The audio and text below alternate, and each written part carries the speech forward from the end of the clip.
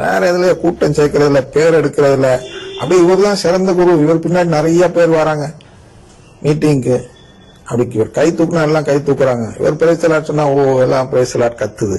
அதனால இவர் தான் சிறந்த முறையில் திருப்பலி வைக்கிறார். இப்படிலாம் அந்த பேர் எடுக்கணுமா, நல்ல பேர்.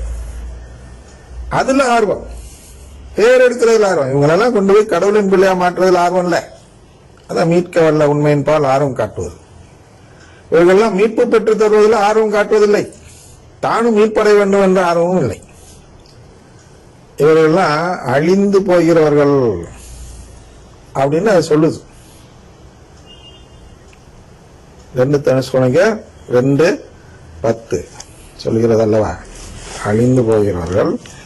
ஆனால் வாசிக்கிறவங்களுக்கு தடவுகளுக்கு, அழிந்து போகிறவர்களை முற்றிலும் ஏமாற்றி தீங்கிழைப்பான், ஏனெனில் அவர்கள் தங்களை மீட்கவல்ல உண்மையின் பால் ஆர்வம் காட்ட மறுத்தனர்.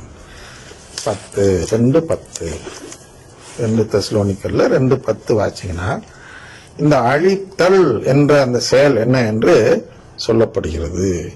அதான் சொல்றார், என் மேய்ச்சலுக்கு உட்பட்ட ஆடுகளை, என் மேய்ச்சல், அவர் காட்டும் தீனி, அவர் கொடுக்கும் உணவு என்னது, நற்கருணை, மீட்கவல்ல உணவு. இந்த உணவுக்கு உட்பட்டவர்கள், இந்த உணவை சாப்பிட்டு கொண்டிருப்பவர்கள், இதை நம்பிக்கொண்டிருப்பவர்கள், அதான் என் மேய்ச்சலுக்கு உட்பட்ட ஆடுகளை. ஆடுகளை தான் குடும்ப நபர்களை அழித்து, அதாவது குடும்ப நபராக இல்லாமல் செய்து அல்லது சிதறடித்து, இந்த குடும்பத்தை விட்டு ஓடி போயிருக்கு. வர்க்மான்ஸு, அந்த மார்ட்டின் லூத்தர், இவங்கெல்லாம் இப்படி இங்கேருந்து சிதறடிக்கப்பட்டவர்கள், அதாவது பிரிக்கப்பட்ட, செப்பரேட்டட் பிரதர்ன்னு சொல்லு, டிபார்ட்னு சொல்லாத, பிரிந்து போனவர்னு சொல்லாத. நீ செப்பரேட், நீ பிரிச்ச அப்படின்னா நீ சிதறடிச்ச மக்கள் ஆடுகள். ஏன் இந்த தவறான போதையினால் சிதறடிக்கப்பட்டவர்கள், வெளியேறியவர்கள். சரியா, அழித்து சிதறடிக்கும் மேய்ப்பர்களுக்கு ஐயோக்கே. மேய்ப்பர் உங்களுக்கு புரிஞ்சுக்கும், இந்த குருக்கள்லாம் மேய்ப்பரை சேர்ந்ததுதான். மேய்ப்பு பணியை மேற்கொள்பவர்கள். மேய்ப்பு பணின்னு சொல்லிவிட்டு உணவை கொடுக்காமல் விஷத்தை கொடுக்கிறார்கள். உணவு என்ன, நற்கருணை. நற்கருணை வாயில வாங்கிறது பேர் நற்கருணை புசித்தல் அல்லங்க. நற்கருணையை நம்புவதுதான் நற்கருணை புசிப்பது. வாயில வாங்காம கூட ஆசை நன்மை என்று ஒன்று இருக்கிற அல்லவா. அந்த இதுல கொரோனா காலத்துல கூட அந்த ஜபம்லாம் போட்டாங்க, அதை வாய்ச்சாலே உங்களுக்கு நன்மை வாங்கின பலன்லாம் சொல்றாங்களே. ஏன் அந்த வாசத்தை வாசித்தாலே, ஏன் அந்த ஜபத்தை வாசித்தாலே நன்மை வாங்கின பலன் என்றால், அதில் அப்படி அறிக்கை அடிக்கிறோம், நான் முழுமையாக உங்களை நம்புகிறேன். அல்போன்சஸ் ரெகோரி என்று நினைக்கிறேன். அந்த புனித எழுதிய அந்த ஜபம், அதுல உள்ள அந்த அறிக்கையெல்லாம் அப்படி இருக்கும். நான் முழுமையா நான் நம்புறேன் ஆண்டவரே, நீங்க என்ன கைவிட்டுறாதீங்க ஆண்டவரே, என்ன எப்படியா காப்பாத்திடுங்க அப்படின்னு அந்த நற்கருணை நம்பி சொல்லக்கூடிய ஜபம். அந்த நற்கருணை அறிவித்தாலே நாம் அது புசித்த கணக்கில் வந்து விடுகிறோம், அது உடன்படிக்கை செய்த கணக்கு. அப்ப இந்த நம்பிக்கை இல்லாமல் நான் வெறுமன அப்பத்தை புசித்தால் அதற்கு பெயர் மேய்ச்சல் கிடையாது. அது அந்த ஆட்டுக்கு எந்த பலனும் தராது. ஏன்னா நாமளும் ஆன்மீக ஆடுகள், ஆன்மீக பலன் தர வேண்டும் அப்படின்னா நான் முதலில் நற்கருணையை நம்ப வேண்டும், கடவுளின் குடும்பத்தையும் நம்ப வேண்டும். அதெல்லாம் இருந்தாதான் நாம்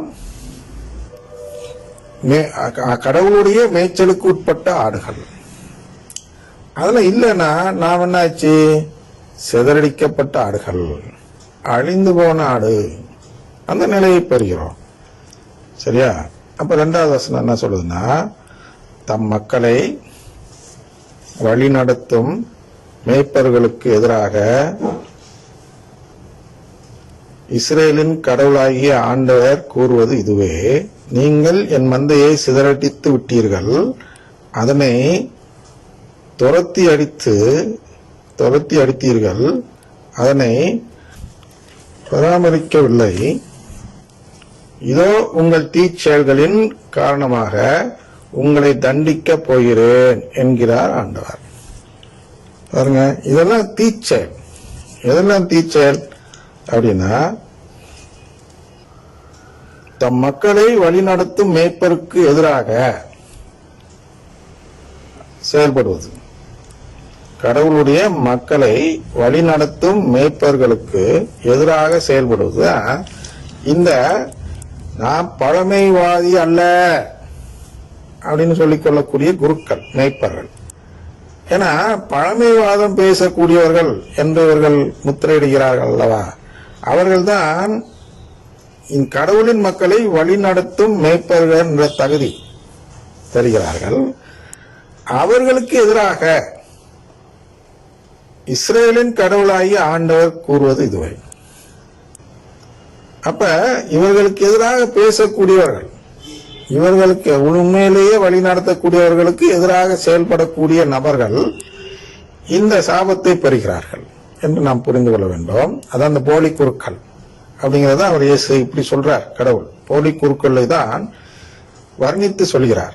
தம் மக்களை வழிநடத்தும் மேய்ப்பர்களுக்கு எதிராக இஸ்ரேலின் கடவுளாகி ஆண்டவர் கூறுவது இதுவே.